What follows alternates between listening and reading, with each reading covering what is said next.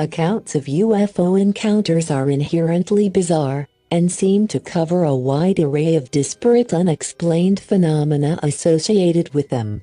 One very odd occurrence that seems to hang over some cases is instances of alleged teleportation of witnesses, sometimes individually and sometimes more than one person, as well as objects and even whole vehicles and their occupants. With regards to UFOs, this is sometimes referred to as teletransportation, and it can happen instantaneously or over the course of minutes or even hours, all ending with the common factor of UFO witnesses being in one place one moment and in another the next, often very far away from where they started and without any idea of how they have covered the distance, nor any memory of what has happened. It all sounds rather outlandish, and it is, but there are numerous reports of this happening, and it seems to be a recurring unusual characteristic in an already unusual field. In September of 1979, the Richmond, Virginia Times-Dispatch reported on the strange case of truck driver Harry Turner, who was driving to Fredericksburg from Winchester, Virginia, in the United States, when his car was without warning enveloped by a blindingly bright light, which he at first had taken to be the headlights of an incoming truck. His truck was then surrounded by a palpably thick white light, and he noticed that the steering wheel had taken on a life of its own, no longer under his control. Turner then found that his truck was actually floating over the landscape.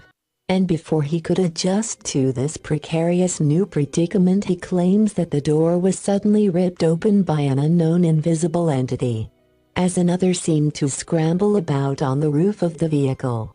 It was then that the creature at his door reached in to grab him in an iron grip. Fortunately for Turner, he had been carrying with him a revolver, which he instinctively drew and fired wildly at where he perceived the mysterious unseen being to be, but this seemed to have little effect.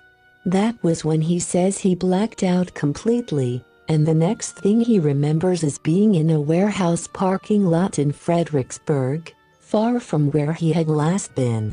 In his hand he still gripped the pistol, and there were spent shells littering the vehicle all about him.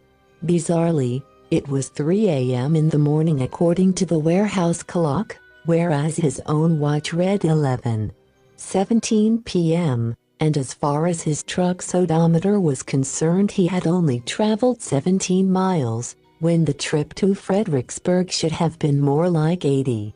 Although his memory was hazy at first, Turner would later recount how he had been taken aboard a craft and encountered strange beings dressed in white, like doctors, with white caps on their head, which he believed to be ultra-terrestrials, more or less interdimensional beings.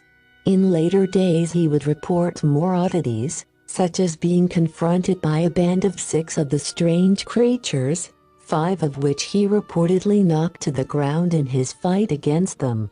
On another occasion, he says that he suddenly became soaking wet for no discernible reason at all.